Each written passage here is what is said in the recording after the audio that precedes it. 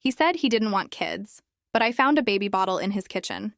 That's when he broke down crying and told me everything. I 24F met my 26M ex last year, and we started dating in December. Before we started dating, I told him that I did not want kids ever. I don't want the responsibility of a child. My mom still hasn't accepted it, and I'm always told I'll hangs my mind, but I've never felt maternal. I've known since I was 16 that being a mom, parental figure was not for me. People always tell me I'll change my mind. He asked if I would date someone with a child, and I told him I would not date anyone with a child because that isn't what I wanted. He agreed and said he didn't want kids either. Things were great. Until about 2 weeks ago, I spent the night over his house for the first time, and he seemed really fidgety with me being there. He kept going into a different room calling someone. I asked if there was anything wrong, and he said no. I went to his kitchen to get a drink, and I saw a leveled up to dad mug, and it had a controller with a mini controller. I asked him if it was his, and he just broke down crying. I was genuinely so confused. He started blurting out that his ex-fiancée got it for him when she found out she was pregnant. She had their baby in August of last year, but she passed away during childbirth, so the baby is almost a year old. But he liked me so much because I reminded him of her, and he really likes me, and thinks I'd be a good mom because I'm a nurse. So I have some maternal instinct in my somewhere, which I don't understand how that translates. He says he was lonely and stressed out, that this was the first night in months that he hasn't had his kid with him.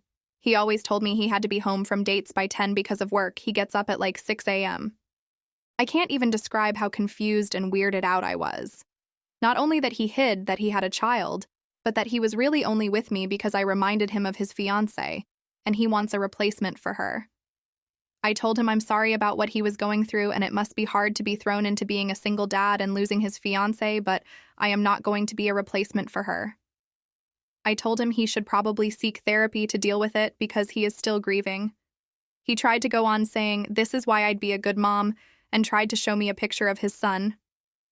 I told him I had to go, and we would talk soon. I took a day to myself, and then I asked him to meet up so we could talk, and he brought his son. I told him he was a really nice guy, and he would make someone happy. But I couldn't be with him, because I told him my stance on children, he lied about having a child, and I felt like he wanted me as a replacement for his fiancée. I told him he needed time to grieve and heal, and right now. He tried to beg me to rethink, but I ended it and left. We met through a mutual friend, and I guess he told her, and she said how could I leave him in his time of need, and she picked me for him because I was similar to his fiancée, and I would be a good mom if I just had the chance, and this was it, and how could I ever be a real woman if I don't have kids? We are no longer in contact, but sadly I do have to work with her because that's how we met. I don't know why I told my mom this, knowing how she feels about me not having kids, but I thought she would be on my side, or at least give me comfort. I was wrong. She said the same thing pretty much, that he was vulnerable with me, and I should have tried to make it work, and how she could have raised someone who lacked empathy. Update 1. All right, so after everything went down, I really just wanted to move on. Like, I thought we ended things clearly, and I was ready to leave all the drama behind. But of course, life wasn't about to let me off that easy. First off, the mutual friend situation at work?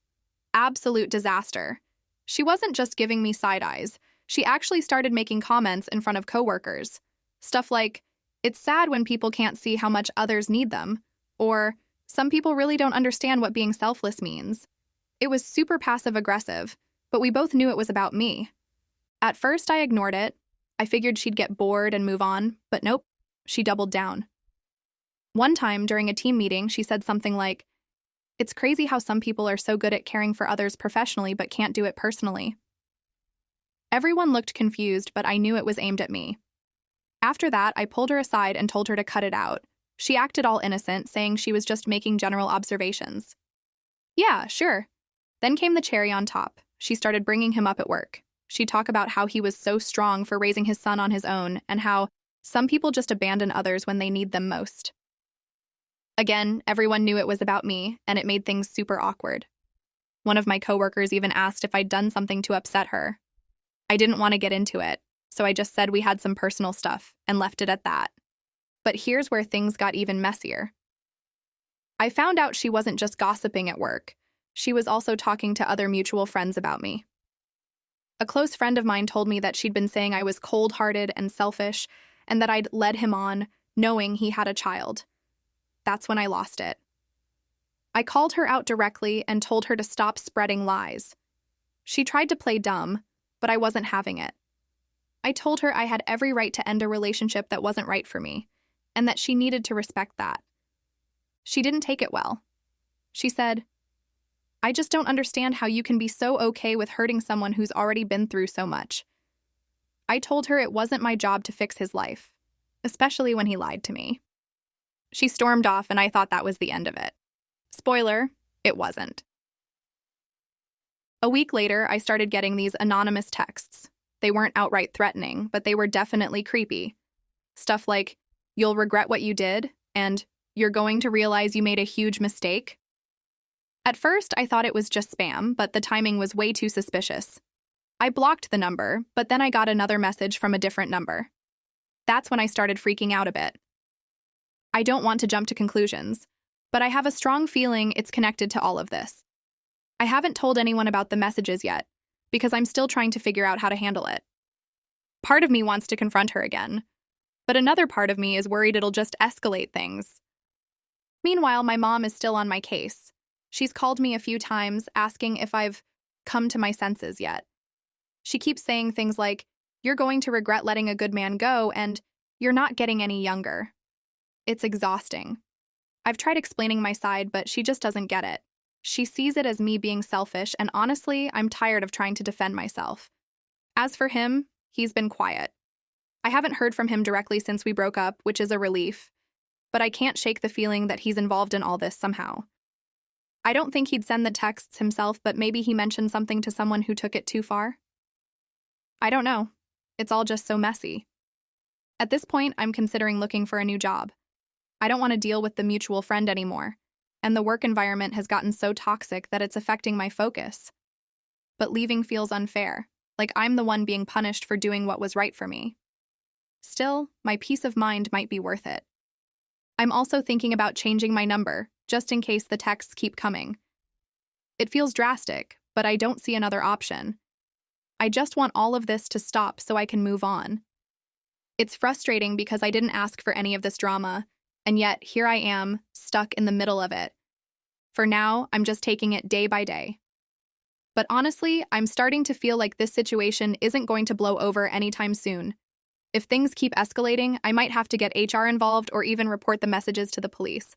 I really hope it doesn't come to that, but at this point, nothing would surprise me. Update 2. Things have gotten even worse since my last update. I really thought things would calm down, but nope, the drama somehow found a way to level up. First, let's start with work. After I called out the mutual friend for spreading lies about me, she seemed to back off for a bit. I thought maybe she got the message and would leave me alone, but then she switched tactics. Instead of outright gossiping about me, she started this passive-aggressive campaign to make my work life miserable. She'd conveniently forget to pass along important updates for projects we're both involved in, or she'd make snarky comments in meetings. Stuff like, "Oh, I wasn't sure you'd even care about this, given your track record with responsibilities." Nobody else seemed to pick up on it, or maybe they did and just didn't want to get involved. The final straw came last week. She submitted a report for a joint project we were working on and intentionally left my name off it. It made it look like I wasn't contributing, which obviously isn't true. I confronted her again, this time in front of our supervisor, and she tried to play dumb, saying it was just an oversight. I wasn't buying it, and thankfully, my supervisor didn't seem to either. He told her to be more careful moving forward, but honestly, that's not enough for me. I've started documenting everything she's done, just in case I need to escalate this to HR. Meanwhile, the texts haven't stopped. I've blocked 3 different numbers now, but they just keep coming. The messages are getting weirder too. One of them said, "You'll understand when it's too late," and another one said, "People like you don't deserve happiness." It's freaking me out. I haven't told my mom about this because, knowing her, she'd probably say it's karma for not giving him a chance. Speaking of my mom, she's still on her "you'll regret this" campaign. She even tried to set me up with someone saying, "If you don't want kids, fine, but at least find a man who can take care of you." I told her I don't need anyone to take care of me, but she just brushed it off. She doesn't get it, and honestly, I don't think she ever will.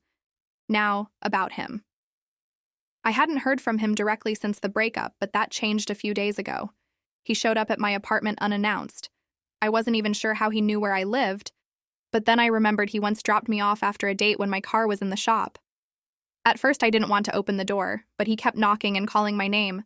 I didn't want my neighbors to get involved, so I finally opened it. He looked rough, like he hadn't slept in days. He said he just wanted to talk, that he missed me and felt like we could work things out. I told him again that we're not getting back together, that I meant what I said about not wanting kids and not wanting to be a replacement for his fiancée. He got really emotional and said he didn't mean to make me feel that way, but he's just been so lost since she died. He kept saying he didn't know how to do this without her and that I was the only person who made him feel normal again. I felt bad for him, I really did, but I stood my ground. I told him he needed therapy, not a relationship, and that I couldn't be the person to fix his life. That's when things got weird. He said, "I don't need therapy. I need you." He started crying, and I honestly didn't know what to do. I told him I had to go and close the door. He stood outside for a while before finally leaving. The next day, the mutual friend at work made some offhand comment about how some people just don't understand the power of forgiveness. I don't know for sure if she's been talking to him, but it wouldn't surprise me. I feel like I'm trapped in this nightmare that I can't escape. I've been looking for new jobs, but it's not as easy as just quitting and leaving. I also thought about filing a restraining order against him, but I'm hesitant because he hasn't done anything directly threatening yet. It's just all so overwhelming. Oh, and about those anonymous texts? I finally mentioned them to a close friend, and she thinks I should go to the police. I'm still on the fence about it because, again, they're not outright threatening, but they're definitely creepy. I just don't want to be one of those people who waits too long to act and ends up regretting it. At this point, I'm questioning everything. Did I handle the breakup wrong? Should I have been more patient with him? Am I somehow the bad guy in all of this? I know logically that I did the right thing for me, but the constant backlash is starting to get to me. I just want this all to go away. For now, I'm focusing on getting through each day without losing my mind. But honestly, I'm starting to wonder if there's any way to move forward without leaving everything, my job, my friends, even this city, behind. It feels like the only way to truly start fresh is to completely uproot my life. I'm not ready to make that decision yet, but it's definitely on my mind. I just wish people would respect my choice and let me move on. Is that really too much to ask?